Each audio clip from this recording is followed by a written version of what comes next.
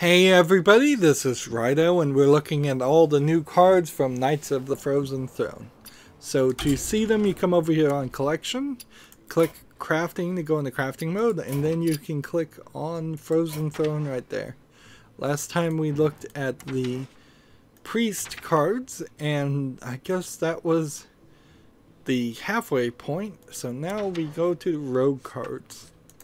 We have a 1 mana spell called Doomerang. Throw your weapon at a minion. It deals its damage, then returns to your hand. Wow. I don't understand what this means. Throw your weapon at a minion. It deals its damage, then returns its hand. Returns to your hand.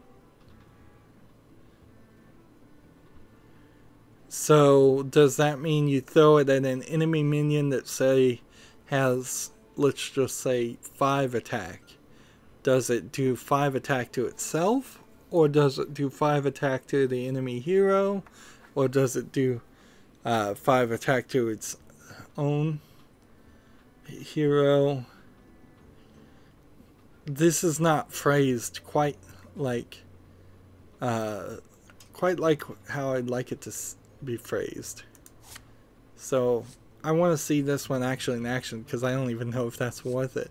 It probably is, but maybe not. Next we have a 2 mana spell called Leeching Poison. Give your weapon lifesteal. If you can get a good rogue weapon, this would be good. I so far have not been able to see too many great weapons in rogue. Weapons tend to be a little underpowered compared to warrior, and you have to give them poison damage, and they don't have a lot of durability. So even with 2 poisons and a decent weapon to start off with, you're probably at most going to do 9 damage for 2 attacks. If you get lifesteal, that would be 18. But you would have spent probably 6 to 8 mana to get to that point, if not more. So maybe not on that one. Depends on what kind of weapons you can get as a rogue. I generally don't think doing a weapon rogue deck is doable yet. Maybe it will be after we see all the new cards though. Next we have is a 2 mana spell called Roll the Bones. Draw a card. If it has Death Rattle, cast this again.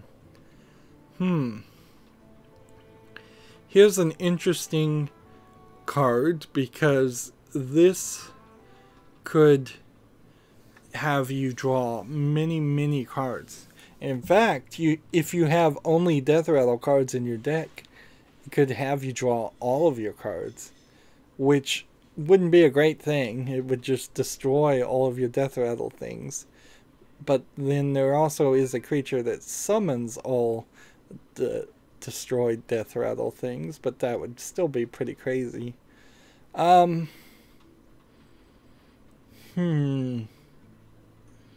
feels like a little too random, a little too much of like gambling for it to actually be worth the 2 mana, honestly. So I probably wouldn't play that. Maybe the rogue already had enough cards. I kind of feel like Hearthstone creators, Blizzard, don't particularly have great love for the rogue anyways. It doesn't seem like they ever give it anything that interesting. But also it doesn't feel like that many people play rogue in the main meta. So I don't know what's going on there, honestly. The next card is a 3 mana, 2 attack, 3 health creature called Plague Scientist. Combo, give a friendly minion poisonous. This will work in a combo deck just fine. We could use definitely more combo cards, and giving a friendly minion poisonous is not a terrible idea. So that's a good card. Next we have a 3 mana, 3 attack, 2 durability weapon, which I believe this is the second weapon that has been added. So you never get that many weapons. They're still trying to work on weapons in a weird way. They don't have an idea of what they're doing, I think. It's called Shadow Blade. Battlecry, your hero is immune this turn. So Like, here's a good example. You play this for 3 mana, you play 2 poisons that would add 2 attack to it, and for 1 mana each, so that would be 5 mana to get to a 7/2, and then you play this and give lifesteal on it for another 2 mana, and you're up to 7 mana to get maybe 14 health back and do 14 damage, which would be really late game to do something like that. Why not just play Reno Jackson at that point? Next card we have is a 4 mana, 4 attack, 5 health legendary called Lilian Voss.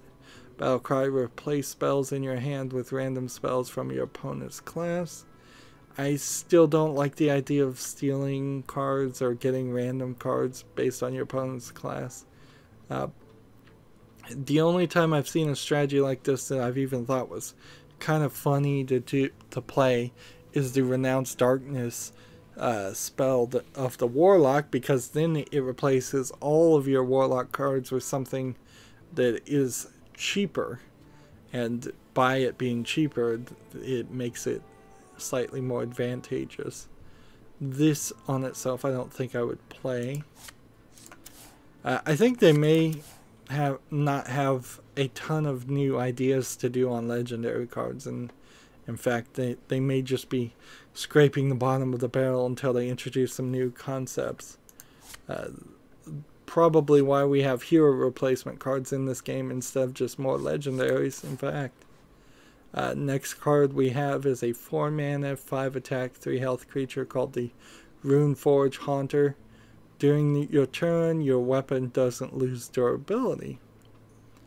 Well, that is interesting. This card kind of changes the whole thing. Yeah, I think this actually might work very well. So this is one to keep an eye out.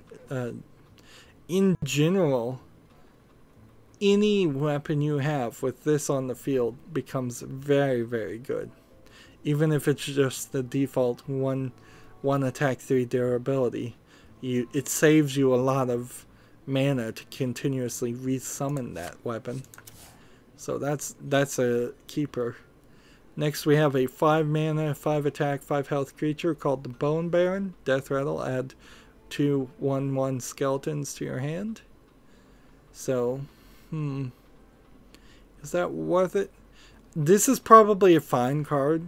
It doesn't really do anything special other than give you the 1/1 skeletons, unless skeletons have some special ability. But it's 5 mana for 5 attack for 5 health. So with that extra Death Rattle ability, that's fine. There is a card out there that makes Death Rattles happen twice. There are cards out there that can trigger Death Rattles instantly. That also sort of synergizes with this, so that's not too bad.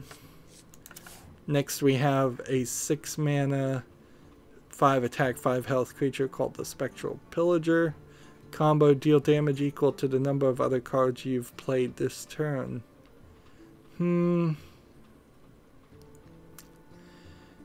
I could see playing this, but you're really only going to do 3 or 4 damage at most. So it's probably a fine card to play if you have nothing better, particularly if you're making a combo deck, but nothing special. I really haven't seen anything special with any of the rogue cards. And then finally we have our hero replacement, 9 mana this time, 5 armor, creature, well not creature but hero replacement, legendary. Battlecry, gain stealth until the next turn. I don't think that really helps anything too much. Like, having stealth for the hero for 1 turn doesn't do anything, but let's see what the hero power says. It's a passive ability, Death Shadow. This is the first instance, I think, of ever having a passive ability for the player that is not some kind of special solo player or adventure thing. So we're going to see this in ranked play, we're going to see this in arena play at least a little bit. During your turn, add a shadow reflection to your hand. I don't know what a shadow reflection is, however. So, is that some way to, for maybe 9 mana to put your hero in stealth the whole time? Is that the trick? Or is it just a minion?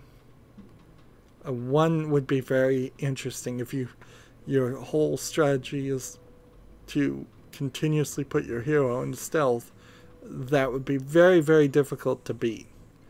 But if it's not the case and it's just a minion, then that's still pretty good, but not great. Yeah, and I imagine it's pretty good, but not great, because the other rogue cards have been pretty good, not that great.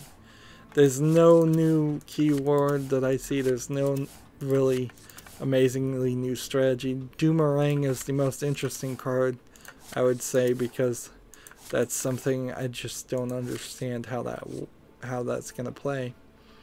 So nothing too special about Rogue. Next time we'll look at Shaman. That's it for this recording. As always, I ask you to like, share, subscribe, comment, and watch every second of my videos. If you want a friend or follow me on basically any social media sites, there's a whole bunch of links down below. Thank you for watching. Have a good evening.